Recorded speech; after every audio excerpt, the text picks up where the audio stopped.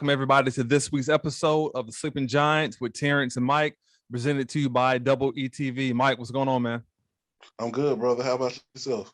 Yeah, doing pretty good, man. We got an exciting week to talk about hip hop, man. We'll jump right into it, man. Diddy versus JD. That seems to be the talk of the town, man. I sent you the info as soon as I got it. It was going back and forth on Instagram, and your arms are too short to box with God, and I want Dre, and blah blah blah. What are your thoughts, man?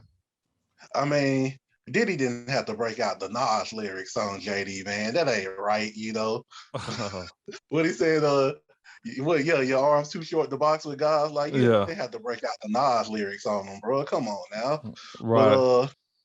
look, all in all, Diddy is a very formidable opponent when it comes to verses. He's got tons of records. He's got tons of records. Jodeci to 112 to Mary J. Blige, Biggie, and the list goes on and on. But I really feel like people are underestimating Jermaine Dupri's catalog. People know Chris Cross and Bow Wow and Jagged Edge, but they sleep on the fact that he's done plenty of tracks for Mariah, plenty of tracks for Usher, and both of them are two of the biggest artists, when it comes to smash hits. So, all in all, I think it will be a good matchup. I do understand the want for Diddy versus Dre, but who knows if we're really gonna be able to get Dre to come outside for verses. So Right. I really think JD and Diddy is a pretty good matchup, and I think I'm not going. If it happens, I won't choose a winner just yet. We'll wait till it's 100% official and we get a date. Then we'll talk about that. But I think it's a real good matchup, honestly. What about you? Yeah, I mean, I think it's a good matchup. I just think, obviously JD's got the R&B records. Not saying he doesn't have some hip hop ones that are good, but man, like the ones Diddy can play, man, those are like monsters. It's just kind of hard to bounce back from. But however, again, JD is very talented. Um, so I don't think it's so much um like he's not a formidable opponent. I think he is. I do think it'd be tough to take him down, but again, JD, he's a great songwriter. He's a producer. He does a lot, so it would be a interesting matchup. I think an interesting topic that we could kind of segue into that still ties into Diddy versus JD, because I've been hearing like some controversy of the whole aspect of it. And then also, even when we in our last pod, we talked about Fat Joe versus Ja Rule, and there were some records that Fat Joe played that had some people confused or whatever. Now, if you executive produce a project, are you allowed to play that in the verses if you didn't so much, if you wasn't featured on it, or because I think some of the confusion that people have these days is what's the difference in a beat maker and a producer. Even though Mm-hmm. somebody may have made the beat, but are they responsible for how the song came out and how, do this, take the hi-hats out, add this person, do this in the vocal or whatever. So that's more producing versus someone just sitting there making beats or whatever. What are your thoughts on that? Because I've been hearing some people saying that there's some tracks that Diddy didn't necessarily make the beats for versus Jermaine did the music on like all of his. I mean, it's kind of a touchy subject when you really get down to it. Traditionally, when we think of producers in hip hop, I think we most of the time think of beat makers. Mm. The Dr. Dre's, the Pharrells, the Kanye West, guys like that. A lot of times when we think of producers, but when you talk about executive producing, like you said, we can think of Dre, we think of Diddy, other guys who may have not necessarily made the beat, but they had great, they put great investment in as far as time and energy and creative process into the album or the song that we're talking about. So Right. for me, I think where it gets tricky in verses is if I executive produced a song, but I didn't make the beat, I'm not my vocals or none of that, or my lyrics, none of that stuff is on the record. Should I be allowed to play that in the verses? And I think that's what people were confused about when Joe played Still Not a Player Mm. with Joe and Pun. Big Pun. Right. Yeah, so for me, I think it would be in the artists who are involved their best interest to specifically only play tracks that they made the beat or wrote. But I'm not really sure exactly what the rules are, so I have to look into that a little bit more. What do you think? Yeah, I think a lot of times if you look at the credits for albums, I know these days everything's just kind of digital or whatever, but I actually still buy CDs when I can, even though it's hard to find it in a lot of stores or whatever. But when you Same. open it up, normally, let's just say, for example, if Kanye West produced this song or whatever, but you open it up, somebody did the keyboard, somebody may have did the drum programming or whatever. So it's not so much that one man is doing like everything or whatever. Or even if you look at like a Dr. Dre album, maybe Scott Storch did the piano or whatever. So sometimes people may not necessarily kind of get the whole aspect of like the difference in a beat maker and a producer, but definitely the producer is going to make sure the song is going to come out right. Hmm. And so that's kind of like one of the aspects of it that I think sometimes people may just assume that the beat maker, because for example, even me and you doing music or whatever, we may buy a beat from somebody overseas or something, but they're not in the studio with us to coach us or guide us on how the actual vocal performance is going to come out, and that's more producing versus beat making. But yeah, I mean, it's a touchy subject, but I do think if Dre did come out, that's Thanos, man. That's tough, man. I mean, you talking about NWA records, you talking about the DOC, you talking about Ice Cube's, some of Ice Cube songs, you talking about Snoop, you talking about Eminem, you talking about Game, Kendrick, his stuff. I mean, it's man, Dre has got. I mean, that's not even like getting into people that he has like collaborated with over the years. That's a big catalog, man. But I think any of these Absolutely. guys, you're talking about JD, Puffy, or Dr. Dre, it's gonna have to be more than 20 songs. I mean, that could probably be as long as that verses we had with the who was that, Ohio players, and no, not Ohio players, it was Earth, Wind and Fire and the Yeah, Ozzy and brothers. That's gonna be like a mhm, 3-4 hour versus, man. yeah. Yeah. I mean, Go ahead. I agree. Dre is probably the equivalent of Thanos in this. But it creates a whole different dynamic if we get Dre versus Diddy. That's almost like Death Row versus Bad Boy in a Yeah. sense. Oh So yeah. either one I think would be great for hip hop. But I don't anticipate Dre Right. being, gung ho about this thing. So we'll see. Right. Yeah. That's true. That's true.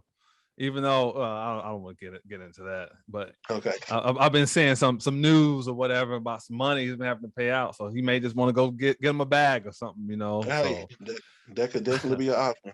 yeah. Man, this next subject, bro. This is like everywhere. What are your thoughts on the whole Joyner Lucas and Karen Civil issue? Oh man. So I was able to tap into Clubhouse and actually listen to a little bit of the conversation between Joyner, I think Tierra Marie, Whack Mm-hmm. 100, a couple of other people were in there. And from what I know of Karen Civil, she seems to have a history of these types of incidents.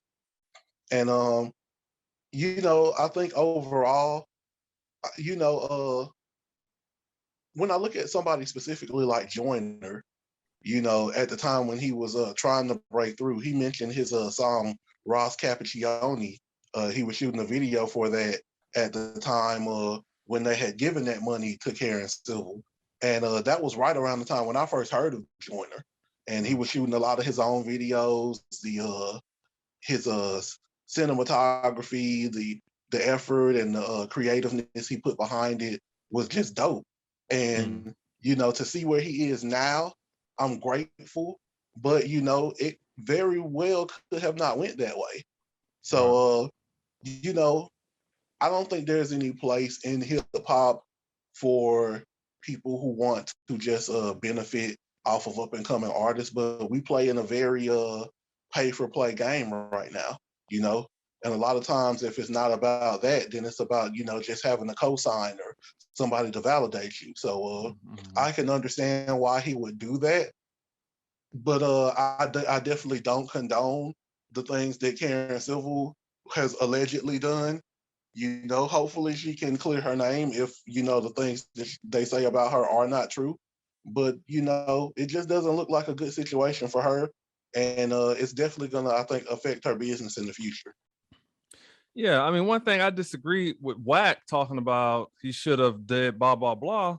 Well, I mean, maybe it's a 50-50 thing. I mean, she should be transparent in what the services are. I mean, probably anything that somebody come fix your air conditioner or whatever the case is going to be, there should be some type of breakdown of what they're doing. I'm paying you for 1 hour of labor. The Freon costs this amount of money. The part costs this much. So there should be a breakdown of like anything that you are purchasing or whatever. So there should have been some transparency, in my opinion. Yeah, it's touchy, man, because I mean, like you said, I mean, there's so much stuff that goes on these days. And what I hate more than anything is, let's say, for example, you got a lot of artists, they complain all the time. They've been around maybe 10 years. They complain about contracts, the record label ripping them off and things of that nature. And then they get in a position where they are right now.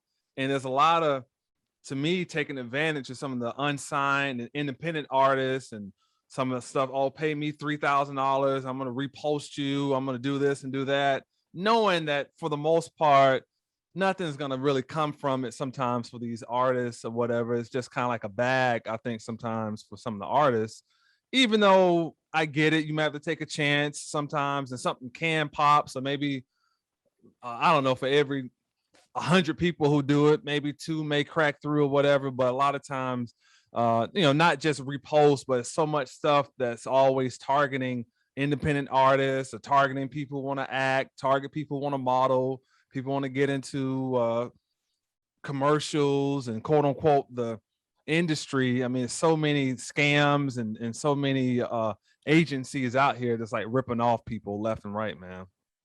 Absolutely, like I said, it's a very pay for play game. The Yeah. the days of being discovered for your talent or things like that are long over, unless you're dealing with the internet. And even then, you have to put out so much. Like I think about Chica from Montgomery. She put out freestyles for almost a year before she got any kind of real traction from a label or anything like that. She had, Jada Pinkett Smith and Jamie Foxx liking her stuff on Instagram and stuff before a label really came and showed her any type of attention. So Yeah. it's a very pay for play game, or you got Yeah. to be willing to really put it all out there. So Yeah. Yeah, it's funny, man. Before me and you hopped on, I was watching Matt Hoffa's podcast, and he was interviewing Q-Tip, and they were talking about not necessarily Karen Civil, but kind of talking about. Well, actually, they were talking about that at one point, but the segment I wanted to bring up, they were talking about sometimes the artists who are signed, why are they not necessarily like reaching out or signing like other artists and things of that nature? And one of the guys on the show, I can't think of his name, but he was talking about sometimes some of the independent artists or unsigned artists come in with this sense of entitlement sometimes, where their value may not necessarily equal what they're looking for. And yeah, it's a very touchy subject, man, because obviously, these contracts people can kind of get into. And but Q-Tip talked about there was an artist that he wanted to sign. The girl could spit. She was very nice. He took her to the label, and they only wanted to give her like a $30,000 budget, which is like an insult for what she was already kind of generating on her own, and she was ready to kind of get busy or whatever. But the label was kind of tiptoeing around, and that artist ended up being Megan the Stallion, man. So that's crazy Oh that like wow. Q-Tip, yeah, Q-Tip even had a like interest in signing her, but the label wasn't necessarily ready to. And the reason for that, because her quote unquote Instagram or YouTube numbers were not high or whatever. And I Hmm. was even looking at Big Fat's podcast with Ti, and Hmm. somebody asked the question, what do they look for in an unsigned artist? And both him and the other guy said traction. So basically, if you live in Montgomery or you live in Birmingham or whatever city that you're from, do people know who you are in your city? And and that can be like a touchy thing, man, because again, then you kind of getting into connections and politics and all this stuff, man. It's hard, man. It's very crazy, the whole system way it's kind of set up, man. Sometimes I think artists may have to kind of come off that a little bit, man, because there's a lot. Like hell, Eminem at one point, Fat Joe had the opportunity to sign him. You see what I'm saying? So sometimes you're Hmm. gonna let certain things slip through the crack if you have like this formula of how you think it's always supposed to be. What do Oh, you think I about agree that? 100%. Yeah. 100%. I just think and what you were saying about traction, absolutely. Like that's why I spoke on Chica earlier. Yeah. There's been very few people to make it from Montgomery, Alabama, as far as major labels and things like that. And literally she built her own traction, just from doing freestyles and stuff like that Mhm. on her Instagram and songs that she recorded. And she, like I said, she did that over a year almost, a song a day or a verse a day. Sometimes it'd be 2 3 verses a week, but she was continuously like flooding your timeline with content. Yeah. And that would gain a lot of traction for her. So like you said, traction is really everything. Mm. And it's funny that story that you said about Megan, the label only wanting to give her a $30,000 advance or whatever to do her project, or and now Right. look at who she is now. Yeah. Yeah, it just goes to show you like any, and that's the weirdest thing, because anybody, you could go find somebody in Timbuktu and sign them, and Mhm. all you got to do is be able to put enough marketing dollars behind them, a decent enough strategy. Like I don't want to call no names, but it's people that we've seen in the industry, not even American in some cases, who come over, had hit songs, you know what I'm saying, blew up, Mhm. and then you know all of a sudden maybe a certain part of their fan base may leave them, and now they don't have traction anymore, or Mhm. even these people who go and pay for play. We talked about Mhm. that. People buying SoundCloud and YouTube views, and next thing you know, they blow up out of nowhere. And people's like, "Who's this guy?" So Mhm. like I said, it's a pay for play game. It's a validation game. It's a cosign type game. So you just gotta learn how to get in where you fit in, I guess. Yeah. I was listening to DJ Academics, and he was talking about, he was even mentioning this whole Karen Civil and Joyner thing. And he was saying that if she has, I'm not saying I agree with him, I'm just throwing out what he said, but he said that Hmm. if she has relationships in the industry and she uses her relationships, quote unquote, to get somebody like a blog placement or whatever, then technically, for academic standpoint, I guess he was saying that technically she's entitled to the money because she's using her, you know, connections to still kind of do what people is asking for or whatever. But he was saying that he felt like if Jordan feels like he has some type of legal ground to sue, then to sue. But yeah, I mean, at the time, I mean, probably he was coming up. Yeah, definitely something to be upset about. I mean, I guess if you someone who's defending Karen, maybe your question could be, why did it take 7 years to mention it or whatever? But I mean, but obviously it's not just a Joyner thing. I mean, it's other Definitely. situations of people talking about, the practices of Karen Civil. And then even this morning, like on the Breakfast Club, uh, what's the brother name? Is it Jason Lee? I think is his name. And he was talking about some issues with Karen Civil, and then she called in towards the end of the show to kind of give her side of the story. And Charlemagne, I don't know, just his energy of how he's kind of addressing the situation. I don't really kind of feel it. I mean, if someone's like, let's just say if Karen allegedly did what she's been accused of, then hey man, she needs to be taken out of here. You know what I'm saying? Like this is not Agreed. cool. You know what I'm saying? And just this whole I wish you good energy and all this stuff that Charlemagne is talking about, it's just not viable to me. Like I don't buy into it, man. But again, it's bigger than Karen. There's a lot of cases of this, man. Because I got friends who live in Atlanta that's trying to be actors. It's the same thing. A lot of these industries are ripping off people left and right. Buy this package, and we're gonna, all this stuff, man. And then it never really goes anywhere for the actors. You know what I'm saying? Hmm. So And not that, like, don't get me wrong, because somebody could take what you're saying as, oh, if I pay a Karen Civil $60,000, that means I'm supposed to blow up. Or if I go and buy like some kind of acting training or this package or whatever, and mhm. they tell me that it's gonna, give me this type of result, that I should automatically expect that. Like, obviously, everybody can't be, a superstar.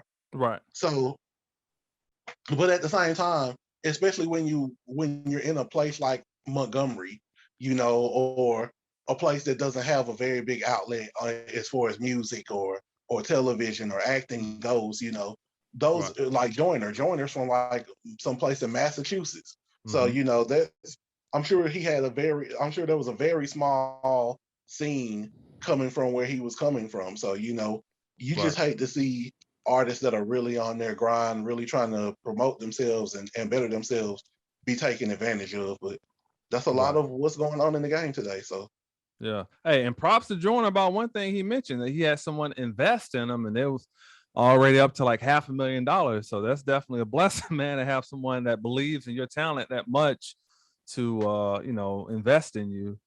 but Um, also shows the flip side. I mean, if he talk about $60,000, they had a half a mil invested and he still hadn't popped yet. So, yeah. it just goes to show you, like, if you don't have that traction, then you got to have that money behind you. So, Facts, facts, facts. Yeah, there's a lot of stuff that goes on. I ain't gonna kind of get into all that, man. But yeah, the yeah. industry is interesting, man. It's definitely interesting. The next hip hop news is I'm gonna take, it's gonna put a smile on my face. Maybe Okay. not so much. Well, I'm gonna be happier about this segment than Mike is probably because I am a stan. But there's information coming out. There's a potential Eminem album dropping the Marshall Mathers LP3. That's being kind of rumored. Man, bro. I mean, you know, I like Two a lot. Two was it's different, you know what I'm saying? Because obviously he's older now, and it's not so much the stuff that was going on with Kim or his mom or things coming up, trying to get on in the industry or whatever, or even at that time he was in the industry, but trying to live up to the pressure to do the numbers he did on the debut album, the Slim Shady LP. But to be this Hmm. deep in the game, uh, you know, if this rumor is true, and I'm sure, he's getting older, so I'm sure he's gonna start putting out more work, more frequent or whatever. But yeah, man, if we can get a Eminem album in this fourth quarter, man, it'll put a smile on my face. What are your thoughts on that? I mean, it definitely be interested or interesting. Uh, Mm. I would be interested to see what his what his focus is on this album if he does drop an album. I mean, the last two that we got, well, there was the Music to be Music to Be murdered by. Murdered by Backside, but I'm just counting that all as one album. So we got that, and then before that, Kamikaze. Right. So, the last two efforts I seen kind of seem more focused, or more focused on just getting back to being, the lyrical, really exhibiting his lyrical prowess more so than trying to take on subject matter like he did on Revival and maybe some of his other projects. So I'll be real interested to see exactly what his focus would be. Mm. Uh, and I mean, obviously, we've talked about how great of a year this has been for hip hop thus far. So, you Right. know, an Eminem album would obviously make it even greater. So, I'm interested to see if we do get the album and if we do, what it sounds like. Yeah, I mean, for me, bro, honestly, bro, I would love to, cause he's done the like real like rap stuff. I mean, rapping real good, but I would love for him to. I'll be me personally. I would probably be more interested in a Slim Shady LP2 over Marshall Mathers LP3. And the reason I say that is, if you study Eminem, you know that he's changed his style over the years or whatever. And but if you listen to the Slim Shady LP, he wasn't doing like as much of like the rappity rap stuff. It was kind of a little Mm-hmm. bit more simpler or whatever, more Mm-hmm. simplistic flow. I'm trying to get the word out.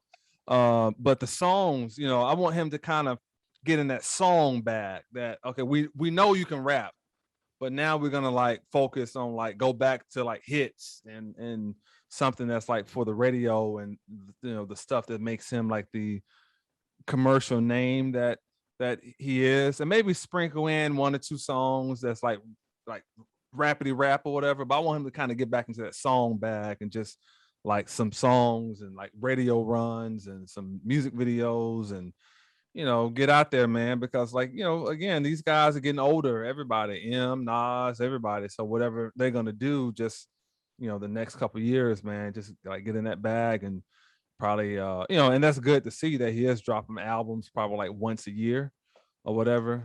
So yeah, I mean, it'd be interesting to see if the rumors are true. And I think also what's sparking some talk, because he was featured on the Venom soundtrack, and then Mm-hmm. Venom Part 2 is coming out. So Mm-hmm. you could hear him on the soundtrack as well. As we pivot, man, what do you think about all these artists is redoing Drake songs? I love it. Personally, um, I think Freddie had one. Vice Lord Poetry from the Champagne Poetry track. Freddie Gibbs is one of my favorite rappers right now. Uh, Extremely consistent when it comes to what he's done as far as his last really 4 projects, Mm. possibly 5 if you want to go back that far as well. But he's been extremely consistent. One of my favorites, so I really enjoyed that track. Lupe did one, Diet, I think it was called Diet Soda Poetry. Lupe is one of my favorite rappers. If I've never said that on the pod, I'm saying that now. Lupe is one of my favorite rappers. So anytime Lupe drops something, I'm gonna check it out. And wordplay was crazy, typical Lupe in his bag. So I love that. We even got a singing track from IDK. Mm. Some people may not know IDK. He's from Maryland, up and coming artist. Had a very dope album this year and a couple years ago as well. We might have to review his album later on the pod as well too. But and oddly enough, I think it was yesterday we got a Heaven's EP from J. Cole, Right. uh, which was from the Pipe Down beat from Drake. Probably my favorite one yet. So I'm loving just, all of these people showing their love for Drake and what he's done with the new project. Uh, and even taking the tracks and putting their own twist on them. That's something that I really feel like we don't see a lot in rap nowadays, almost like jacking for beats and stuff like that back in the day. We don't really Mm. get that very much. So I enjoyed it. Yeah. Yeah, man. What are Yeah, your it's, thoughts? it's yeah, it's good to see, man. It's good to see. Definitely saw the Heavens EP video, and yeah, I mean, it's good to see, man, that people are redoing that. I remember looking at live of Lupe listening to, it was either Store Run or Moments, and he kept playing it. He was kind of like coming up with words and stuff like that. So yeah, I mean, obviously, a lot of times you hear something, you kind of get inspired by it, or look at Hmm. how you would kind of put your twist on it. So yeah, it's good to see, man. And as far as Freddie goes, I mean, the Alfredo project, man, that was monster. I mean, he even got if I'm not mistaken, he was nominated for a Grammy Hmm. last year with it too, man. And Alchemist produced it. So Yeah, yeah, the Alchemist, Alchemist's been on a run, man. He's been crazy run, yeah, yeah, man. crazy run. That's incredible to see, man. So and then there's the next topic, man. So what do you think about the charges that's been dropped against T.I. and Tiny? I'm happy for Tip and Tiny. You know,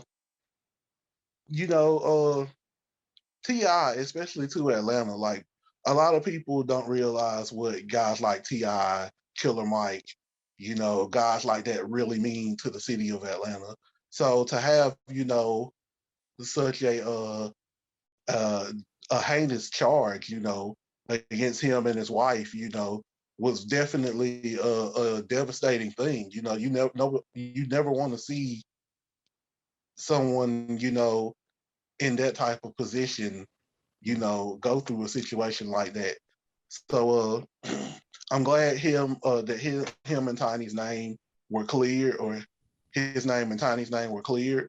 Uh, I think he lost a lot of endorsements, a lot of sponsors over that whole thing. So hopefully, he's able to kind of bounce back financially from that. I know he was in Marvel, he was in the Ant-Man movies, and Mm-hmm. once that thing got announced, he lost his spot in the Ant-Man movies, and Mm-hmm. everybody knows how big of a bag Marvel is right now. So, Mm-hmm. I just hope that all in all he's able to bounce back. And I mean, we obviously know he's a millionaire, probably 50 times over, but even still being, you know, seeing T.I. who he was when he first came out and seeing who T.I. is now, we don't want to see T.I.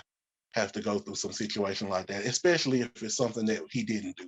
So I'm glad that his name and Tiny's name was clear. What's your Mm-hmm. thoughts?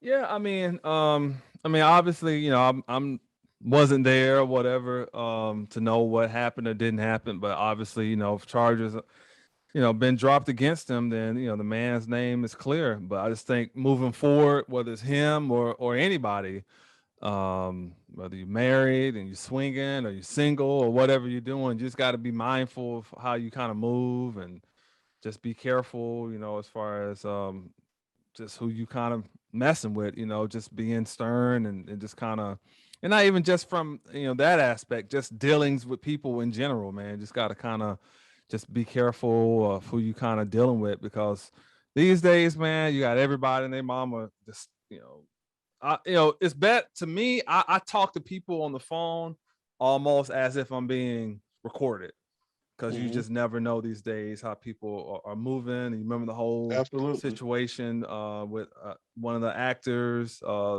He was physical with the lady, and she had like a iPhone set up in the room that he didn't know about. So you just got to be careful these days how you moving, man, and Absolutely. not put yourself in a situation to be extorted or whatever. But again, not, whether it's just this case or just any case, again, Absolutely. I'm not there. I don't know what happened or didn't happen, but if charges are not filed, then we just gotta accept, that's how it is, and keep it moving.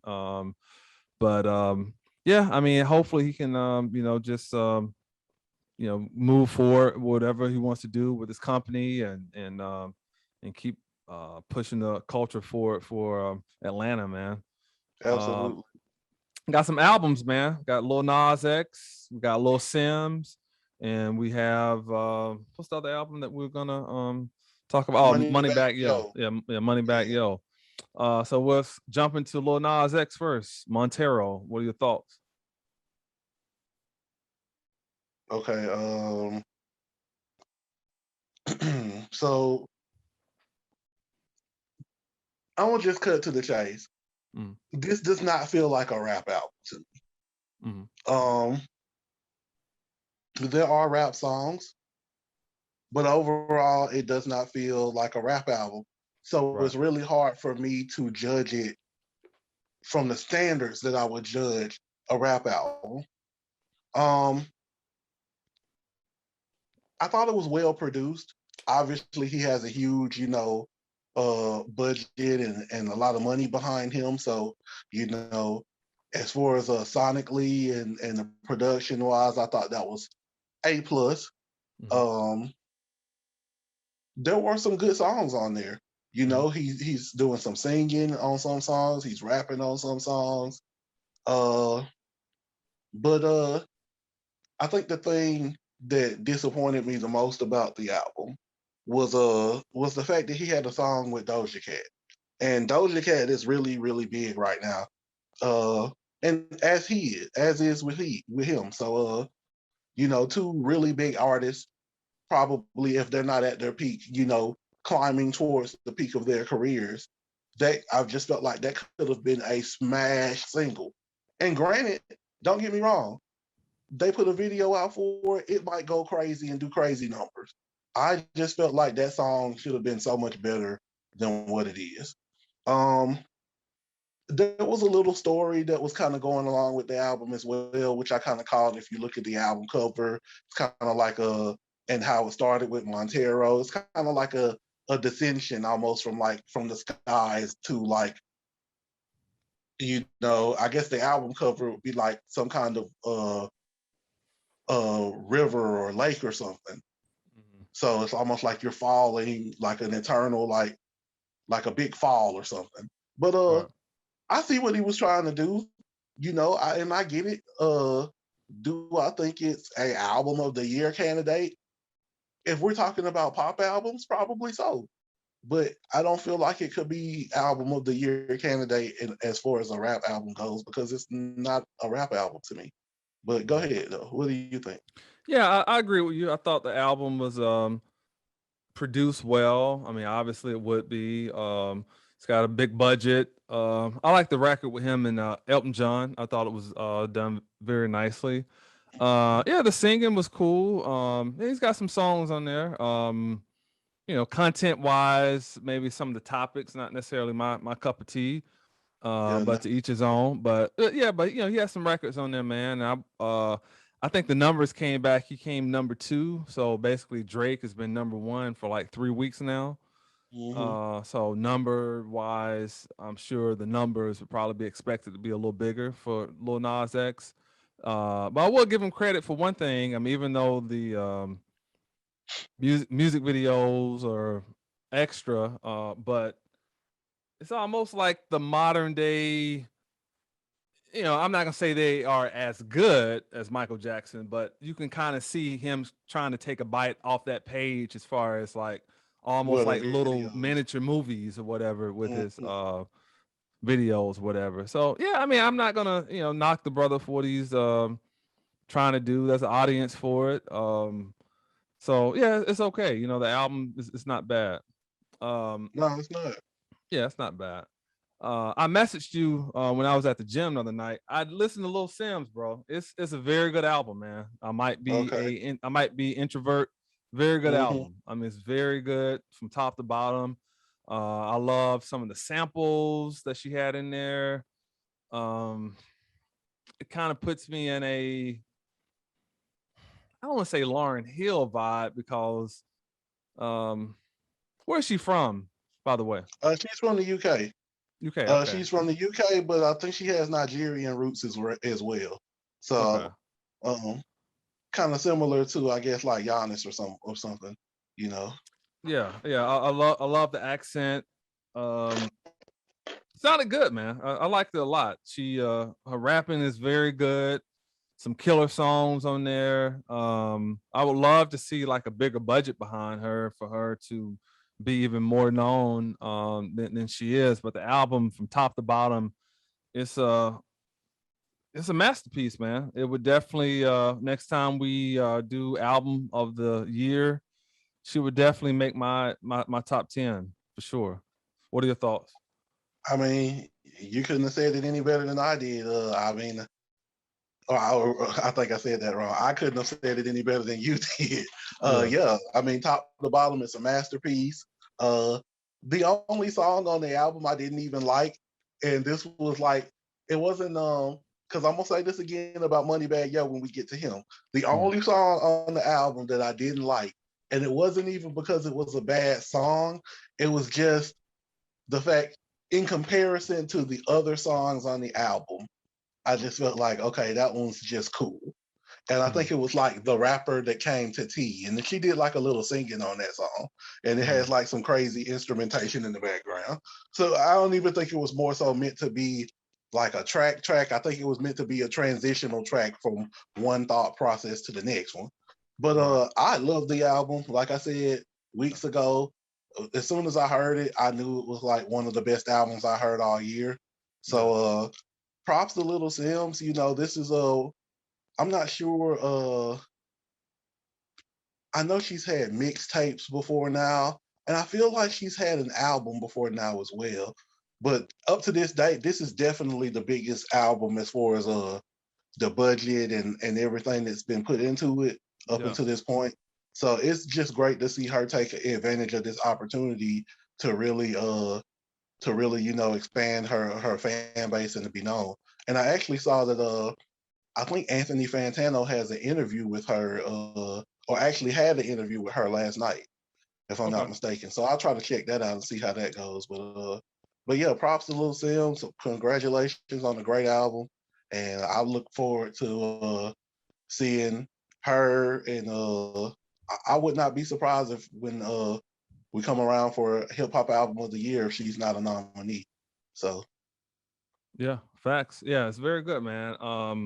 Yeah, she got busy, man. I like also the interludes that, yeah, that she did also. So it's very well thought out project. You can tell she definitely put her foot into it, man, and did a great job. But yeah, I definitely agree with you. When the Grammy nominees come out, she should definitely be considered. Um, absolutely. Moneybagg Yo, A Gangster's Tale. So what do you think about that one?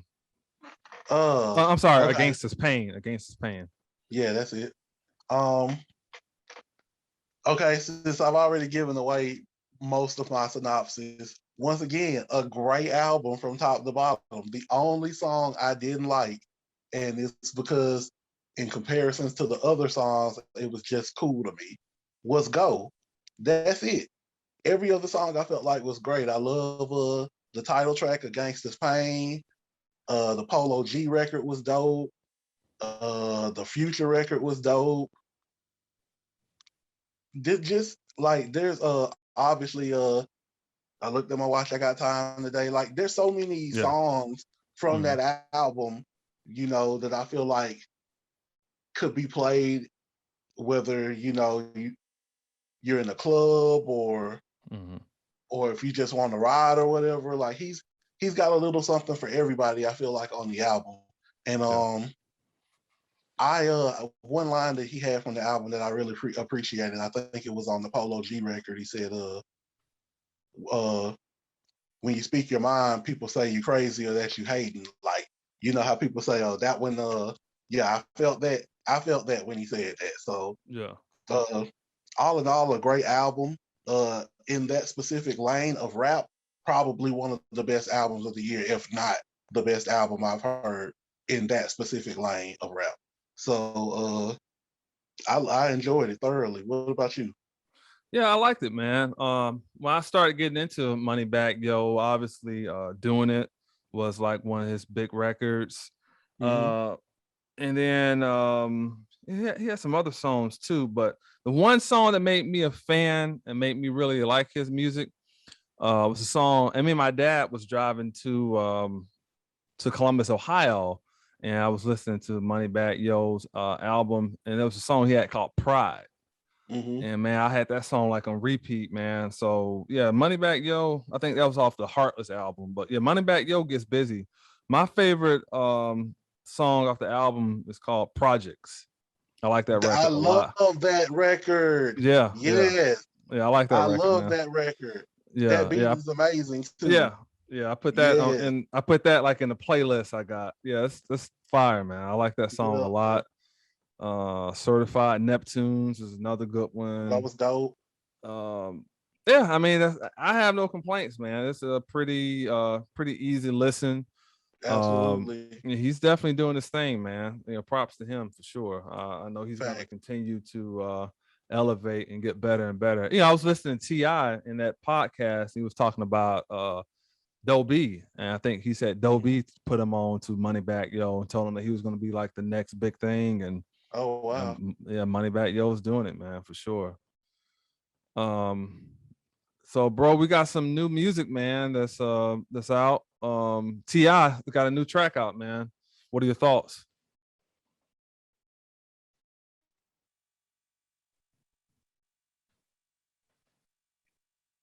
Mike? Yo, yeah, Okay. sorry about that. Oh, that's all right. That's all right. We got a new track from Ti, man.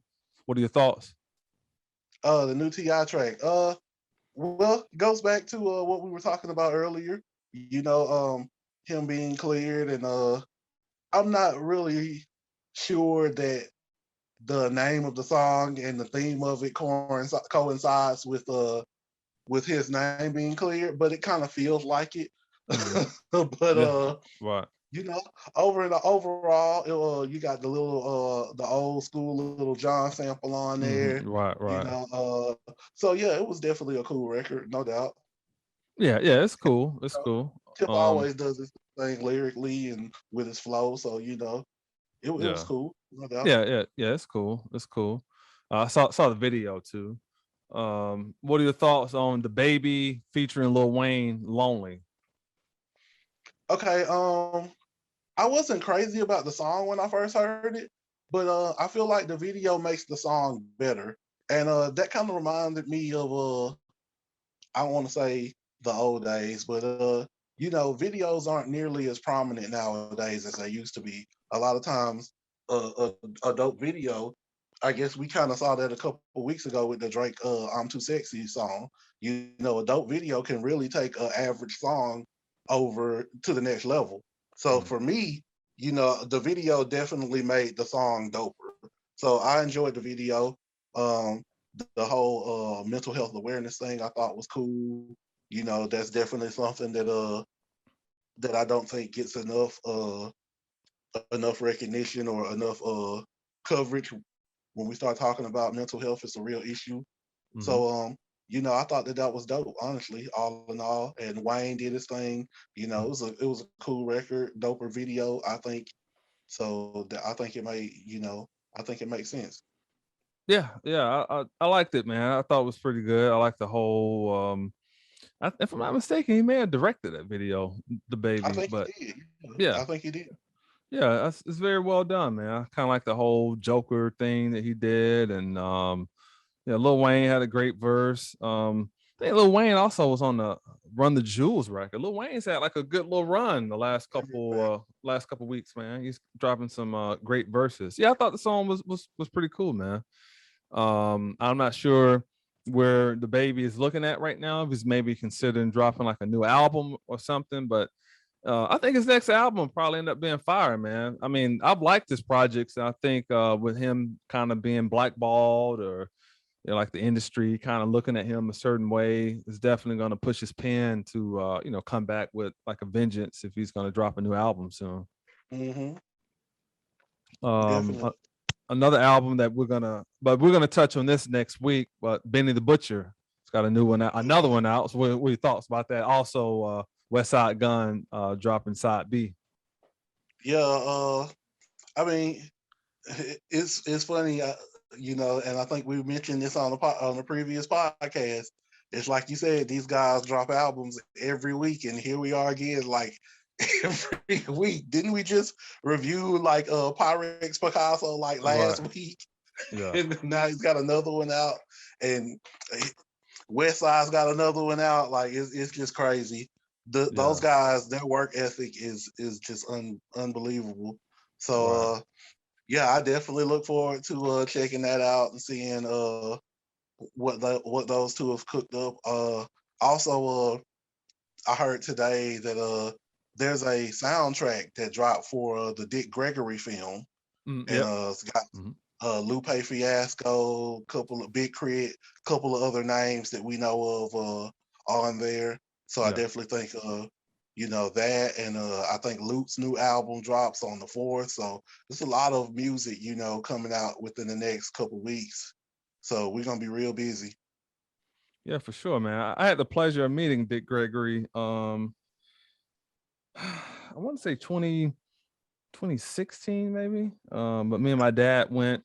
I Actually, I've talked to Dick Gregory on the phone before, so I'm one of those That's people that dope. he's going off on before, just asking a question. But yeah, I love Dick Gregory, man. So You gotta love Dick Gregory, man. You yeah, have to love Dick Gregory. right. Because my wife, she was like confused, like he just went off on you. You still listen to him? Yeah, like it's nothing to take offense to. I Like love Dick Gregory. what people got to realize about Dick Gregory, he's from a different time. Like, you know what I'm Right. saying? When he goes off, it's not that he's mad, it's that he's frustrated that we don't understand things the way that he understands them because he's been through a different time and seen things. Like I saw him in an interview where and this is another thing. I'm not gonna get too deep about Dick Gregory, but I saw him in an interview where somebody was asking him about something that he said, towards the latter years of his life, he Mm-hmm. would be he would do interviews, and a lot of times he would say off the wall things, and Mm-hmm. people would question why he would say some of the things that he said that were so off the wall. And what people don't realize is Dick Gregory's smart enough to know that I can't come out here and give these folks 100% fact. I gotta mix in a little bit of nonsense with the fact, because if I come out here and give these folks straight facts, then he he gets the game.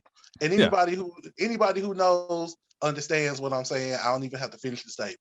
yeah, He gets yeah, the yeah. game. Right. So yeah, Yeah, rest facts. in peace, Dick Gregory, a living a legend. You know what I'm saying? Rest in peace, Dick Gregory. And that's Yeah, so dope that you got to meet him, man, and talk yeah, to him. yeah, man. I got to meet him, and he has a nephew who does comedy too. I got a chance to see. I think his name is Mark.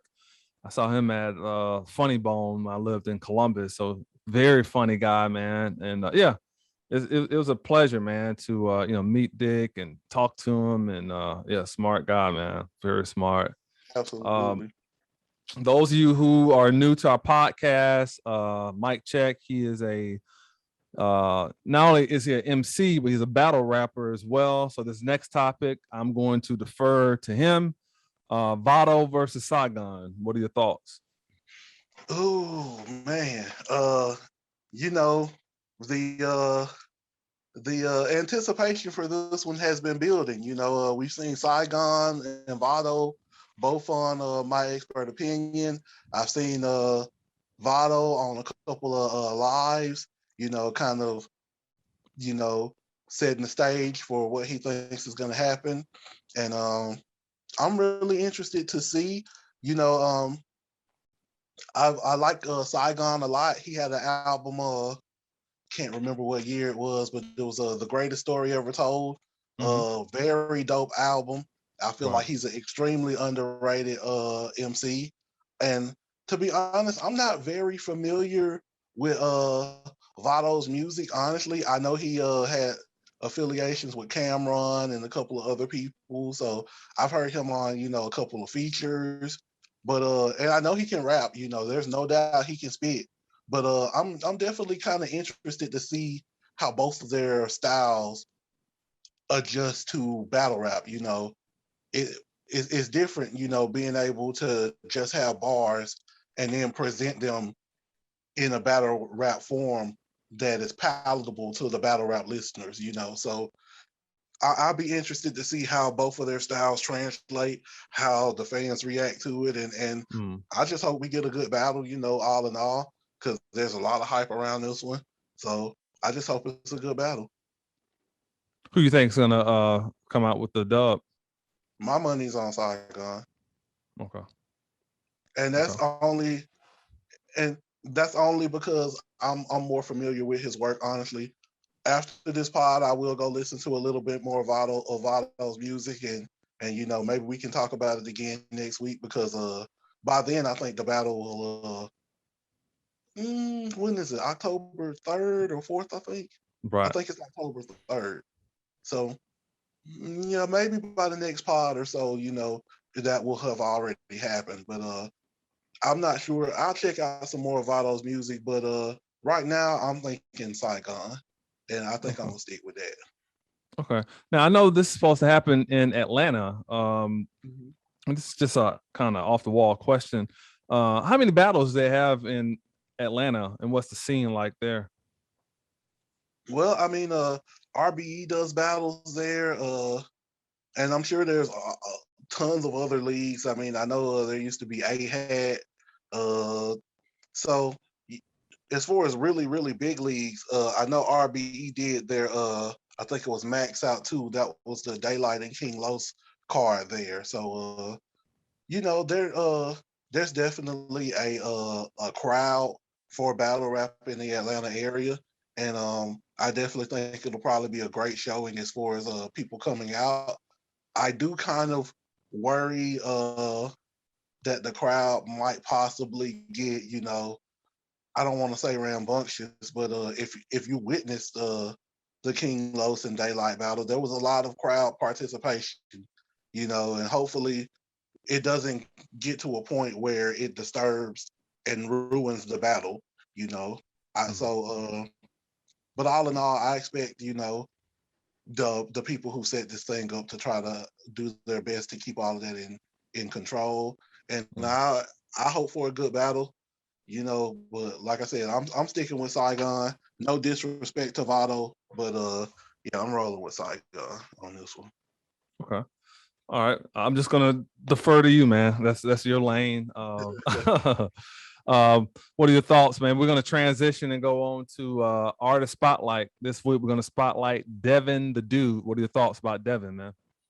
Devin the Dude. I first learned about Devin the Dude. I think it was 2005, 2006 ish was when I first heard of Devin.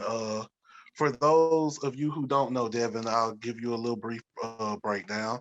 Uh, had a group called the Odd Squad, aka the Coffee Brothers. He was signed to Rap A Lot Records, and was actually a part of Scarface's Face Mob uh, at one point in time. Has 10 solo albums, I think, to this date. Uh, some of which I'm sure you all heard of. The Dude, Just Trying to Live, To the Extreme, Waiting to Inhale, Landing Gear, Sweet 420, Gotta Be Me, Acoustic Levitation, One for the Road, and Still Rolling Up, Something to Ride To, I think was his last one. Uh, he's done tons of features. You've probably heard him on the Dr. Dre record FU. Mm-hmm. He was on De La Soul's Baby Fat, Gucci Mane, Cushion's My Cologne. So, whether it's West Coast, obviously De La, is not West Coast. Gucci's not West Coast. So he's done a lot of collaborations with people in hip hop all over, the map as far as what we consider the US. Like we kind of split it off regionally. You got your East Coast rap, your Southern rap, your West Coast. He's done records with everybody. He's even been in films. I think he was in a film called Highway 420, and the soundtrack had some of everybody on it. Highway Two 420. Chainz to, yeah, go Right. figure. Yeah. The soundtrack had everybody from Two Chainz to UGK, the Yeah. Dog Pound, all of them on it. So, uh, you know, when it comes to Southern rap, I consider him a hip hop legend. You know, but Yeah. most people, you know, a lot of people may not know about Devin, but he's definitely one of the most creative, one of the most relatable artists that I've ever heard, and just a dope MC, And from his music, he seems to be a really good dude too. So, Mm-hmm. shout out to Devin. Uh, like we said, we do this artist spotlight thing to Yeah. kind of shine the light and give more attention to artists that don't always get it. And he's Mm-hmm. definitely one that deserves it. So shout out to Devin the Dude. Yeah, for sure, man. He's to put it in context, man, he's almost like I guess before Wiz came, he was kind of like in that lane a little bit, man. I mean, he's That was him. definitely a yeah, definitely a 420 guy, cannabis lover, great lyricist. For him and Snoop, they've done several records together. Right. Yeah, Devin is nice, man. He's very nice. I would encourage anybody to check out Devin the Dude project, man. He's definitely someone. I think he just put out a new song recently too, so he's still still recording, still putting out content, man. So he's definitely one of our greats that we appreciate. Man, we've only 4 episodes in, and we've already done 2 tribute segments like this, man. We did Michael K. Williams about 2 weeks back, and Melvin Van Peebles, man. We just lost him, man. A giant. I'm very familiar with his son, Mario, Posse. My dad used to wear that movie out all the time. I watched it a lot as a kid as well. And Melvin's been like in some other, films, Boomerang and Armed and like other movies or whatever, but just what he's done from a contribution standpoint, how we were talking a few minutes ago about Dick Gregory, who broke a lot of walls down and barriers in the area of comedy for Black comics, and what he did. And Melvin, very similar, broke a lot of barriers for directors, and just his work ethic, and then also just raising the man that he raised in Mario. Mario's catalog is very deep, and he's a legend in the game as well. Definitely gonna miss Melvin. He was very cool. It was good to see him and Mario's interaction, not only on the screen but off screen as well. You could tell just from the photos and everything that they took that they spent a lot of time with each other, and he's gonna be missed. What are your thoughts about Melvin? I mean, yeah, like you said, actor, director, screenwriter, playwright, composer, uh, a trendsetter and a trailblazer when it comes to black exploitation films. Sweet Sweetback's Badass Song, The Sophisticated Gents, Panther. Yep. Don't Play Us Cheap. The list goes on and on. And like you said, acting credits in Boomerang, Jaws. He was even in an episode of Living Single, The Shining, Yeah. and he's even done music. He had a couple spoken words albums, some albums Mhm. that were more kind of funk and soul inspired. And obviously the father of Mario Van Peebles. So, just someone who, has contributed a lot to the film world, to the world of acting and even music, which I learned a lot more about today, honestly. So, Right. another legend, another pioneer gone too soon. And Yeah. we're just grateful for any time, that we have the opportunity to give, people their flowers. That's one thing, that that I think we should do more of, just overall, in our community when it comes to the people, who've broken boundaries and done things like that, whether it's Dick Gregory or, a Melvin Van Peebles, or even, Anthony Johnson, rest in peace Mhm. to him. Yeah. So, Yeah. we just Yeah. gotta, acknowledge the greatness of these people, acknowledge their contributions to the game and give them their flowers. That's what it's all about. And Yeah. we For sure, definitely man. here at the Sleeping Giants podcast are all about giving people their flowers. So in double ENT, Facts. Yeah. double ETV, I'm sorry, you know, Yeah. and so, yeah, that's what we're all about. So rest in peace Facts. to Melvin Van Peebles, to his family, our deepest condolences. And once again, his contributions will not be forgotten. So, Yeah. Facts, man. Yeah. I was just looking at Posse yesterday, man. I was just made me think about my dad because he used to play. I mean, I'm talking. I used to wear that movie out, man, and it's definitely one I've seen 100 times. But it's one of those movies. Every time it comes on, I have to just sit there and watch it. Billy Zane killed it in that movie too, man, and yeah. what was that? Big Daddy Kane? Yeah, Big Daddy Kane. Tiny Lester Zeus. I mean, just hmm amazing, man. Amazing movie. So we want to thank And then everybody the for tuning. I'm sorry. Go ahead. opportunities, and Go then the ahead. opportunities, you gotta, acknowledge the people that he put on and gave opportunities in films and different things like that. So, yeah, just, Yeah. once again, shout out to Melvin Van Peebles, rest in peace, Yeah. and our condolences to the Van Peebles family. Yeah, You for know, sure. another legend gone too soon. Yeah, facts, man. Well, I want to thank everybody for tuning in to this week's episode of the Sleeping Giants podcast with Terrance and Mike. We look forward to seeing you on next week for another great podcast. Y'all take care.